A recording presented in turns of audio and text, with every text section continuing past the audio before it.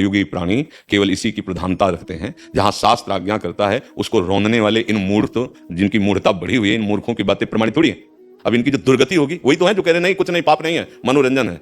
समय आएगा, समय मैं आएगा। कहता हूँ भगवान से डरो, लेकिन हाँ, नहीं किसी को समझाओ मत, आप समझ जाओ पहले। ये राक्षस बुद्धि वाले तुम्हारी समझ में, जो तुम्हारे द्वारा ये दैवी शक्तियां हैं, केवल भगवान की सृष्टि की सृजन के लिए तुम्हारी अर्धांगिनी बनी हुई है, तुम्हारी बेटी बनी हुई है, तुम्हारी माँ बनी हुई, तुम्हारी बहन बनी हुई, ये जो girlfriend boyfriend live in relation, ये जो सब गंदी बातें चली है ना, ये धर्म की धज्जियां उड़ा रहे हैं। महाराज जी शादीशुदा लोग हैं वो, फिर भी आप ऐसे करते हो तो पाप है ना वो। अरे भाई, हम कह रहे हैं अपनी पाणी ग्रहण की हुई पत्नी के सिवा कहीं भी गंदी दृष्टि नहीं रखनी चाहिए। अब क्या है, इन विषयों पर हम नहीं जाना चाहते, हम केवल प्रभु की चर्चा करना चाहते हैं, और हम इसलिए थोड़ा इस विषय पर उतर जाते हैं कि अब आप ही लोग तो प्रभु के मार्ग में चलोगे, तो अगर आप ये बात नहीं समझोगे कि गलत है, निश्चित समझ लो, चाहे स्त्री हो या पुरुष, जो धर्म विरुद्ध आचरण करेगा उसको भोगना ही पड़ेगा, अवश्य में भोक्तव्यम। जितने भी तुम कर्म कर रहे हो ये नष्ट नहीं हो रहे, ये जमा हो रहे हैं, ये तुम्हारे नष्ट करने के लिए अवसर खोज रहे हैं, फिर तुम्हें नष्ट करेंगे। देखो, अनंत जीवों, अनंत योनियों में भटकते हुए आज हमें मनुष्य जन्म मिला है, तो जो हमारे पास कर्म पूंजी जमा है गंदी, उसको आग लगा दे, ना कि और कमाई करके गोदाम भर ले। अब ये मूर्खतावश समझा नहीं जाता ना, इसलिए पहली बात तो तुम्हें धन्यवाद देते हैं कि आप वाणी सुन करके इस गंदे आचरणों का, गंदे आहार का त्याग कर रहे हैं। पर आप ऐसी आशा मत रखें कि आपके उपदेश से आपके मित्र सुधर जाएंगे, वो आपको भी बिगाड़ने की कोशिश करेंगे। तो अपने को सुरक्षित रखने के लिए कुसंग का त्याग करो, उनको सुधारने की भावना तब तुम्हारी दृढ़ होगी जब पहले तुम बहुत अच्छे हो जाओ।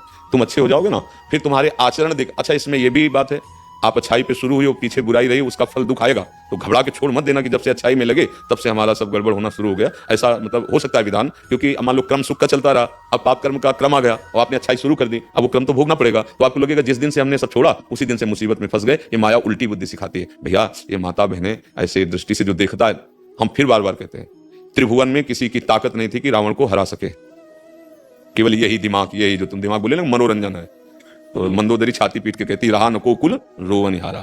केवल इसी बात ने दुर्योधन महाबली भगवान बलराम जी का चेला था, कोई ऐसी वैसी बात नहीं थी। और भगवान व्यास देव जी के द्वारा प्रकट हुए 100 पुत्र थे, लेकिन द्रौपदी पर गंदी नजर, बड़े भाई की पत्नी पर गंदी नजर, तो क्या हो गया, 100 के 100 बन गए, 100 के 100 बन गए, मिट्टी में मिल गए, और सब महाबली थे। 10-10 हजार हाथियों का बल रखने वाले सब थे। ऐसे कोई साधारण एक हाथी को बस में करके दिखाओ, 10,000 हाथियों का बल रखने वाले, लेकिन एक दोस्त ने मिटिया मेट कर दिया, नहीं कर दिया। अब ये जैसे बातुल भूत दिवस मतवारे, ते नहीं बोले हैं बचन विचारे, तिन कर कहा सुने। भैया आप खुद देखो, गंदे आचरण करके देखो और अच्छे आचरण करके देखो, बेविचार करके देखो, ब्रह्मचर्य रह के देखो, सात्विक भोजन करके देखो, राक्षसी भोजन खुद अनुभव करके देखो, भगवान का नाम लेके देखो, और संसार के आचरणों को, गंदे आचरणों करके चिंता, शोक, भय, आगामी भय की कल्पना, नाना प्रकार के शोक, ये तुम्हारे हृदय को घेर लेंगे। चाहे जितना रुपया जमा कर लो, चाहे जितने तुम बढ़िया मकान बना लो, चाहे जितना भोग सामग्री इकट्ठा कर लो, ये सब बेकार हो जाएगा। एक क्षण में काल एक ऐसा तमाचा मारेगा, सब फैल जाएगा। इसलिए अच्छे आचरण करो, अच्छा भोजन करो, नाम जप करो, गृहस्थी में हो, काम वेदना आवे, अपनी पत्नी को पाणी ग्रहण जिससे किया, उससे पत्नी को चाहिए कि भगवान ने जब संयोग बनाया तो अपने पति पर ही अपनी वृत्ति सीमित रखे, दोनों धर्म से चलो, तो गृहस्थी में रहते हुए धर्मयुक्त भोगों को भोगते हुए आप भगवान के कृपा पात्र बन जाएंगे। मनुष्य जीवन का केवल इतना ही फल नहीं कि राक्षसों की तरह। इसीलिए अब सही पूछो तो उपदेश देने का समय नहीं रह गया है, भजन करो, अपना काम बना लो, क्योंकि संसार पर ऐसा नहीं है कि सब एक ही तरह के हो। बहुत से भाई लोग ऐसे आके कहते हैं, जैसे आप कह रहे हैं कि हमने शराब छोड़ दिया, गंदे आचरण छोड़ दिए, अब हम नाम जप करें, तो थोड़ा हमारे को तसल्ली मिलती है कि हमारा बोलना, हमारा बैठना, जीवन हमारा सार्थक है। अगर 4 लोग बदल गए तो हमारा जीवन सार्थक। बस इतने के लिए बकाया हिम्मत नहीं रह गई है कि हम उपदेश करें, क्योंकि ऐसी नींव पड़ती चली जा रही है। बोलो, बच्चे बच्चियां ऐसी आदतों में फंसते चले। नई अवस्था जहां स्वास्थ्य बनाने की, वहां स्वास्थ्य बिगाड़ा जा रहा है। नशा कोई स्वास्थ्य बनाता है क्या? हाँ, गंदी बातें बेविचार कहीं स्वास्थ्य बनता है क्या? गंदे तुम दृश्य देख रहे हो, गंदे आचरण कर रहे हो। अब आजकल चला है कि जो बड़ा आदमी है, बड़े आदमी को बच्चा है, वो पार्टी में जाए तो बड़ा आदमी, उसको कहा जाता है बड़ी सोसाइटी। और सोसाइटी में क्या हो रहा है? सब घटिया वाली बात हो रही कि नहीं हो रही? शराब पीना, नाचना गाना, इधर उधर छूना, देखना सुनना, गंदे आचरण, यही तो है ना पार्टी। भला ऐसी पार्टी हो कि बढ़िया सुंदर भोग लगाए भगवान को और सब बैठकर नाम कीर्तन कर। अब हम मानेंगे कि हाँ, ये बढ़िया पार्टी हुई, 100 लोगों का भोजन बना, ठाकुर जी का भोग लगा, 10-20 ऐसे रोड में जो भूखे बैठे उनको पवा दिया, और आप लोग पाइए और बैठकर कीर्तन कीजिए और आराम से घर जाइए, तो ये हो गई बढ़िया पार्टी। वो पार्टी लद के बेसुध गाड़ी में आ रहे हैं, एक्सीडेंट हो गई, पार्टी खत्म। पार्टी कितने ऐसे घटनाएं हो रही है, देख रहे ना, उठा ले वो पार्टी और काटकूट पार्टी। अभी तो तुम समाचार सब सुन ही रहे हो। हमको तो जैसे नए बच्चे जो यहाँ जुड़ते हैं वो जब बता, अब ये स्थिति की टीचर बैठ करके छात्र के साथ मदिरापान कर रहा है। हमारे पास वो विद्यार्थी जाए तो जैसे बताए, हमको ऐसा कैसे हो सकता है, तो गुरु होते हैं। अरे बोले महाराज जी, अब आपका समय हो, ये टीचर ऐसे मेज में रखी है मदिरा, और ऐसे छात्र बैठे, और वही छात्र उनका प्रिय होगा जो लाएगा। हमका अब क्या विद्या हो, अध्ययन होगा क्या? तो ये बहुत समय, हम तो ये कहते हैं जो आए हो सत्संग में बड़े कृपा पात्र हो। भगवान आज के सत्संग में आपने जैसे बताया भगवत प्राप्ति बहुत आसान है, मेरा संकल्प और दृढ़ हो गया है। बिल्कुल, ये देखो, हमें आप लोगों से किसी से कोई प्रलोभन नहीं है। अगर कोई और चाह होती, हम तुमको सत्य कह रहे हैं, हम जबान नहीं खोलते और एकांत नहीं छोड़ते।